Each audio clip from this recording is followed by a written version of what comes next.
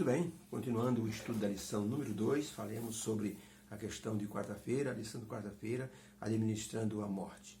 A morte se tornou uma intrusa no planeta. Deus havia avisado os nossos primeiros pais, Adão e Eva, de que a morte poderia chegar se eles desobedecessem. E a ordem foi bem clara. Vocês não podem comer do fruto que vocês têm no meio do jardim, porque se comerem, certamente vão morrer. Eles não sabiam, não tinham ideia do que significava a expressão morrer. Por isso, eles então se aventuraram naquela situação de provar o fruto para ter mais conhecimento. Ninguém quer a morte, mas o mundo desconectado da fonte da vida não tem outra assim, não tem outro destino a não ser a morte. O apóstolo Paulo, escrevendo em Romanos 6:23, ele diz: porque o salário do pecado é a morte, e ninguém deseja a morte. Mesmo as pessoas em situações degradantes não desejam a morte. Há um desejo assim grandioso de viver.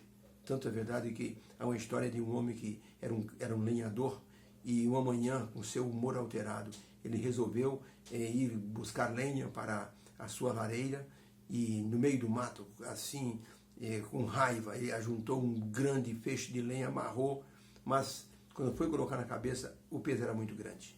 Ele ficou ali, assim, resmungando e dizendo: quem me dera a morte do que levar esse feixe de lenha na cabeça. A morte apareceu e disse: você me chamou? Ele disse: quem é você? Eu sou a morte, você não me chamou? Eu não, pelo amor de Deus, me ajuda. Chamei a senhora, mas para me ajudar a botar esse feixe de lenha na cabeça.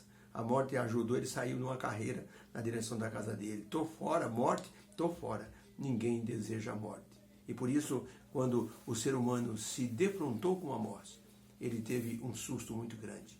Quando Adão e Eva tiveram que se administrar a questão da morte de Abel, foi doloroso para eles. Perderam 2 filhos, um pela morte e outro se tornou fugitivo. E Deus avisou que a desobediência às suas ordens traria como consequência a morte. Pergunta número 4. Qual foi a primeira ocorrência de morte registrada na Bíblia? E como Deus vê a morte das pessoas? Qual a solução que Deus providenciou para a questão da morte? No livro de Gênesis 2:15-17, diz assim: e tomou o Senhor Deus o homem e o colocou no jardim do Éden para o cultivar e o guardar. E ordenou o Senhor Deus ao homem, dizendo: de toda árvore do jardim comerás livremente, mas da árvore do conhecimento do bem e do mal, que está no meio do jardim, dela não comerás, porque no dia em que dela comeres, certamente morrerás. Gênesis 4, de 8-15, e falou Caim com seu irmão Abel, e sucedeu que, estando eles no campo, se levantou Caim contra o seu irmão Abel e o matou. E disse o Senhor a Caim: onde está Abel teu irmão? E disse Caim: não sei, sou eu porventura guardador do meu irmão? E disse Deus: o sangue do teu irmão clama da terra até mim. E disse Caim: eis que hoje me lanças da face da terra, e da tua face me esconderei, e serei fugitivo e vagabundo na terra, e será que todo aquele que me achar vai me matar? E pôs o Senhor um sinal em Caim, para que não o ferisse todo aquele que com ele se encontrasse. 1 Coríntios 15, de 15-19, e assim somos também considerados como falsas testemunhas de Deus, pois testificamos por Deus que ele ressuscitou a Cristo. E se ele não ressuscitou, na verdade, os mortos não ressuscitam. Porque se os mortos não ressuscitam, também Cristo não ressuscitou. E se Cristo não ressuscitou, é vã a nossa fé, e ainda permaneceis nos vossos pecados. E também os que dormiram em Cristo estão perdidos.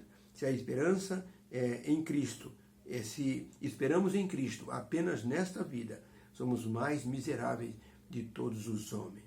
Apocalipse 1, verso 18, e Jesus disse: eu sou aquele que vivo, fui morto, mas eu estou aqui, vivo para todo sempre, e tenho as chaves da morte e do inferno. Então a pergunta é, diante da primeira ocorrência, quando foi a primeira ocorrência? E que solução Deus deu para o problema da morte? Resposta: a primeira morte citada na Bíblia foi a do justo Abel. Deus vê a morte das pessoas como uma anormalidade causada pelo pecado. A solução está na ressurreição de Cristo Jesus. Ele venceu a morte. O anjo o chamou no primeiro dia da semana, dizendo: Jesus, Filho de Deus, teu Pai te chama, vem para fora. E Jesus veio glorioso e vitorioso. A morte é o oposto da vida. E por assim dizer, é a destruição da vida.